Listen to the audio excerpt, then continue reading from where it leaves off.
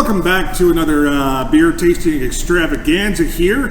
That's what we do here at the SnohoCider&Brew. Don't know why I'm talking like this, but it might just be because today we're trying something that's a little Christmassy.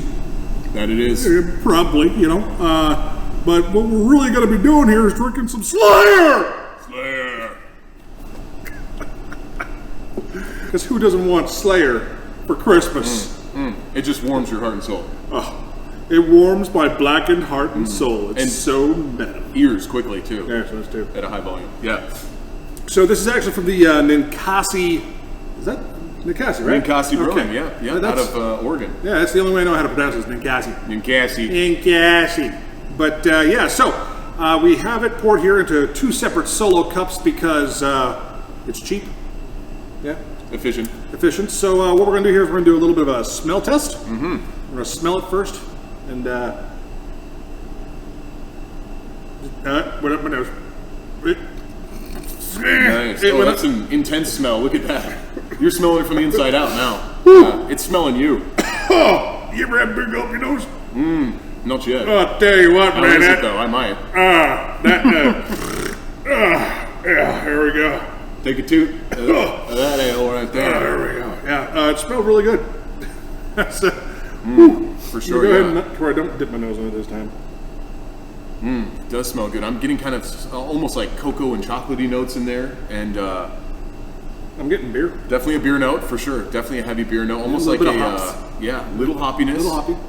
Definitely a deep ale. No. It's a nice, deep, rich amber though. Very deep, very rich, very dark. Probably see in some B-roll footage or something. But anyway, Yes. let's go ahead and give her a sip here. Here we go. Cheers.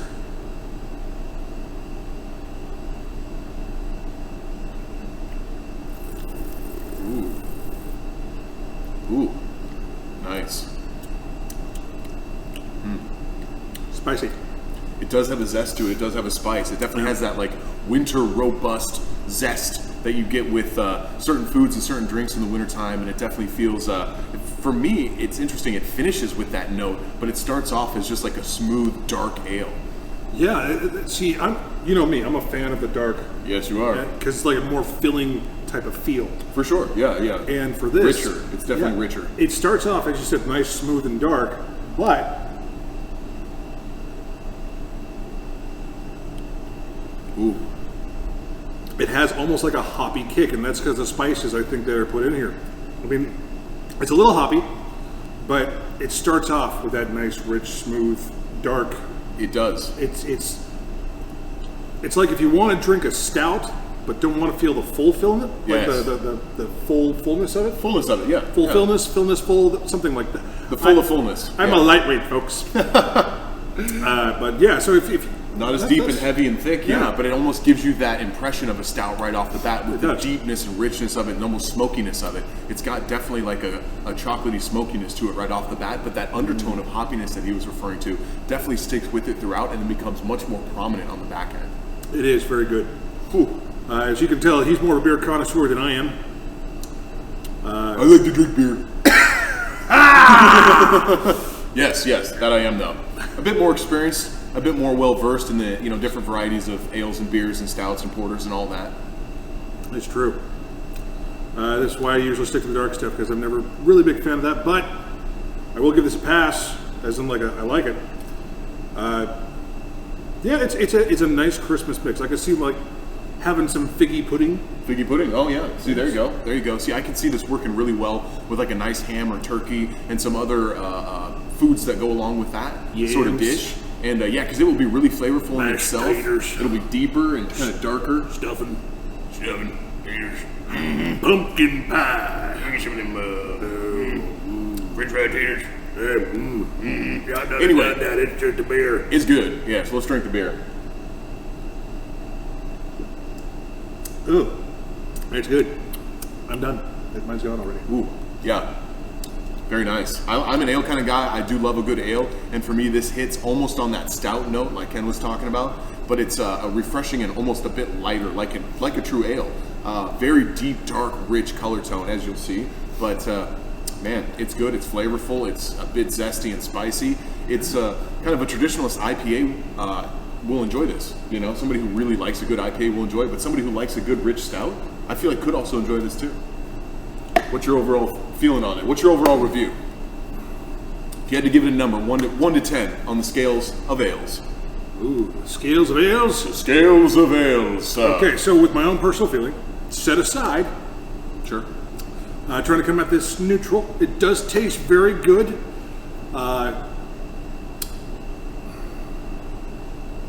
It's that hops that does it for me though. That's a little overkill.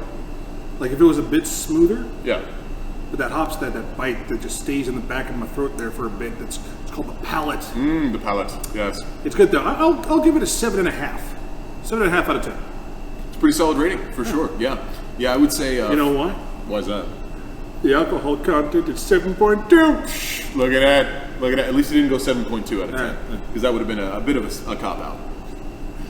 Who you call a cop? Who? What? We're the cops. Anyway, so I'm going to have to say for me, I really do enjoy it. I enjoy some of the more Scotch ales a little bit more. This is a little bit zesty, a little bit hoppy. I would say for the winter season, I do enjoy it quite a bit. As an overall beer, overall ale for me in general, I would say it's probably taken home an 8 out of 10. There we go. Yeah. I dig it. I would drink it again. So that puts us at a 15.5 total. 15.5. Sounds like a pretty good score. It does.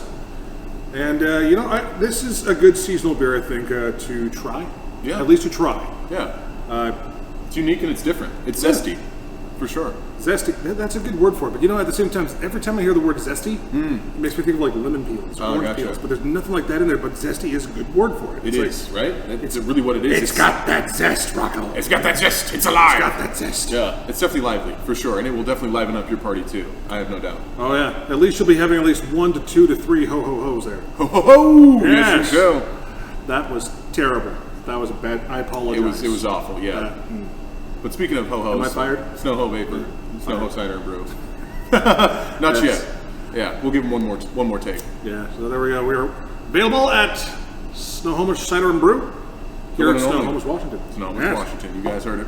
There we go. Well, we want to thank you all very much for watching. As always, that's Matt.